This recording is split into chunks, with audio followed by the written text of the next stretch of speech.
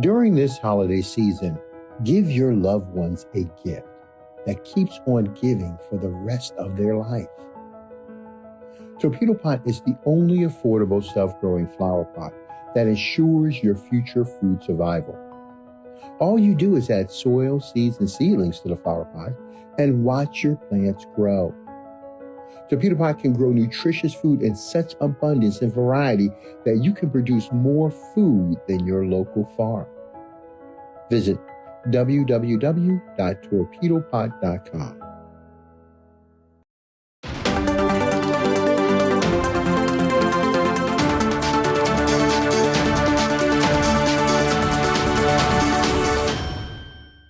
You have a young lady that's going to a Folsom High School out in California. And I want you to hear, what this, little girl is going through, in the school, and why I am a big proponent of Black people putting their children either in Black owned and run schools or homeschooling them. Let's just roll the clip. Fighting back tears, Folsom High School freshman Anaya Peer tries to process her pain. The 15-year-old tells me fellow students have been calling her racial slurs since October. They started saying the N-word in class. Some alleged statements ripped from the headlines and taken as threats. He said I can't breathe, the stuff from George Floyd. I think he's gonna do that to me. Anaya says photos with racist captions were even sent on the social media app Snapchat. And it said F you, the N-word, and then one said I hate people of color. Anaya's mother, Tiffany, says her daughter no longer wears her typical long braids to school because classmates pulled her hair. I don't get it. Why? Because she's beautiful, Black? Why? Because her hair is a different texture than you guys? Tiffany tells me she only just found out about the bullying last week. She says Anaya told the school about the issues months ago, but nothing was done. I think they should have made the school district aware, and they should have let me know too. But in a statement, the Folsom Cordova Unified School District tells KCRA3 administrators at Folsom High were first made known of the activity last Friday, and immediately upon learning about it, the school and district administration took action. The district goes on to say all legal and due process measures are actively being pursued, stating that FCUSD will not tolerate acts of racism, hate, or bullying, and treat such egregious offenses with the fullest extent of disciplinary measures. I feel like that's not enough. Tiffany is not confident students will be held accountable because she says she's been made aware of past racist incidents at Folsom High. It's some more kids that's at the school that's doing the same thing. The only solution in her eyes is expulsion. I just don't want them to go to the same school as my daughter. And if that can't happen, then I just will put my daughter up out of that school. I don't feel safe at that school. The last part of what she said, that last little bit of piece, she said, I don't feel safe in that school. That line enough for me as a parent is to say, okay, no, you're coming out of that school because these people, this is the way they raise their children. You understand? I told y'all, by the age of 2, a lot of them learn to say the N-word. By the age of 2. They're saying it already in their households because they're saying it around each other, and the little children at 2 years old pick that up. This is why you see videos where their children is walking around saying that word to other Black children in daycare centers, etc., because this is what they teach in the home. You understand? These people, like I said, I will say based off of history, the majority, I say there's a minority, but the majority have, a hatred for us as Black people, and that's fine. I don't take an issue with that personally, but what I will say is, what are we going to do about it as a people?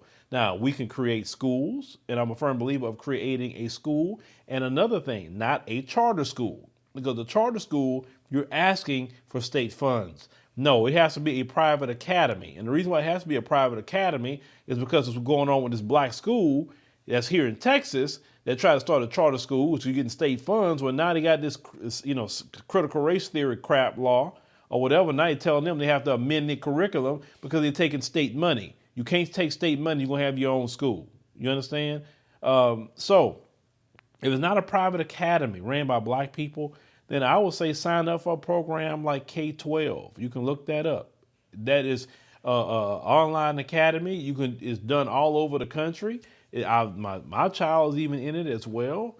And it's very, very good. You know, I have definitely a teacher that's here that comes to my home to help my daughter with different things. But they have, you know, class and teachers, and they have a lot of work. Oh, they have a lot of work, but still, it is truly school, and it's accredited and with the state. And this is in every state. You can look it up on YouTube if you would like to hear parents talking about K-12.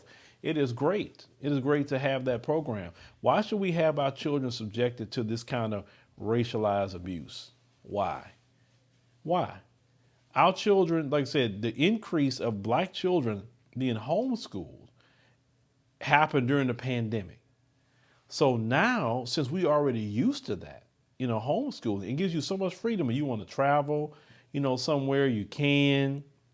If you want to be a digital nomad, and you know, you have your children with you, you still can do your work. As long as you got internet, the children can do their work and everything. So what I suggest is pull her out of that school. Pull her out. Let them have their racist schools all they want. Let them have it. We need to protect our children. We need to protect them. Now, every single time that I have done, you know, these stories, I always say, what is the racial demographics of a particular area when I see these stories? And I said, every time that I do this, I'm going to say this.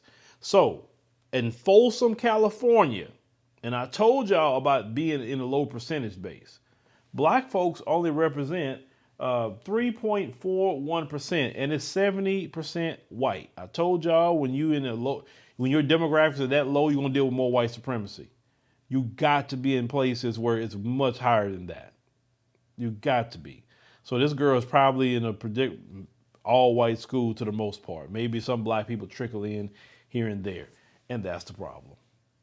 So mom, if you want her in public school, you need to move her to an area where there's more black people. Just being 100 with you. Or if you're going to stay there, for whatever reason you're staying there, then you need to get her in either a black ran school or a program like K-12. You know, K12.com, you look it up yourself. You can put your kids in there. But leave me a comment, let us think about the situation with this little young sister. Like I said, she's 15 years old. She don't have long. So yeah, get in a program like K-12. That way she'll be happy. She ain't got to be dealing with these people no more. Like I said, it is our responsibility as parents to protect our children. You don't send them and put them in harm's way like that. That's no. That is not what a parent is supposed to do. Pulling her hair and all that. Pull that child out of that school. Thank you for watching, and make sure you subscribe to our YouTube channel and check out the African Diaspora News Channel app in the Google Play and Apple App Store. Colonization never ended in the white supremacist system. And as we see today, the colonization is in the mind. Now, those who have been enslaved and those who have been colonized, we're still dealing with the remnants of that through the colonization of the mind. Pick up my book, 7 Steps to Decolonize the Mind, and we will help deprogram you from the colonization that was put upon you by generations and generations of white supremacy. You can pick it up today on Amazon.com.